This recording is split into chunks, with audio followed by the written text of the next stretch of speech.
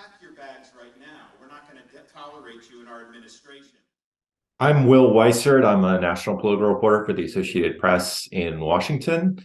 Florida Governor Ron DeSantis is having his first full day of campaigning. He is basically looking to put a rather rough start to the campaign, which was done via Twitter and really full of technical glitches behind him. And he's doing that by doing a number of appearances with friendly media. He's talking to conservative radio and other outlets that are not going to ask him very tough questions to start. And he's going from there into several days of travel, starting very soon in the states that go first in the Republican primary, which are Iowa, New Hampshire, and South Carolina. We didn't win by 32,000 votes.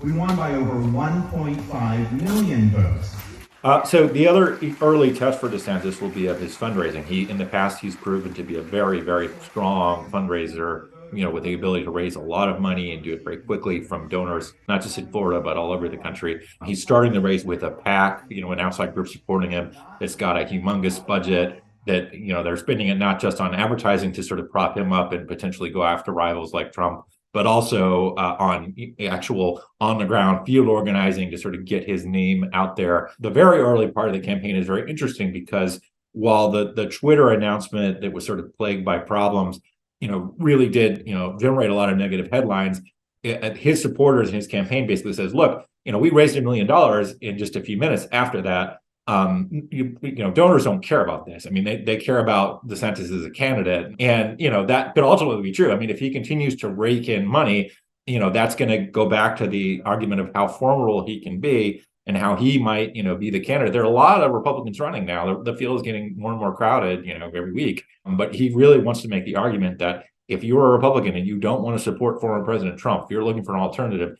I can be that alternative. I have the money. I have the experience running a big state. I line up on the conservative issues that I need to. I can give a good speech, as I've proven. The one piece of this that's still sort of outstanding is whether or not he can do the groundwork, as a person and as a candidate and be sort of relatable to voters.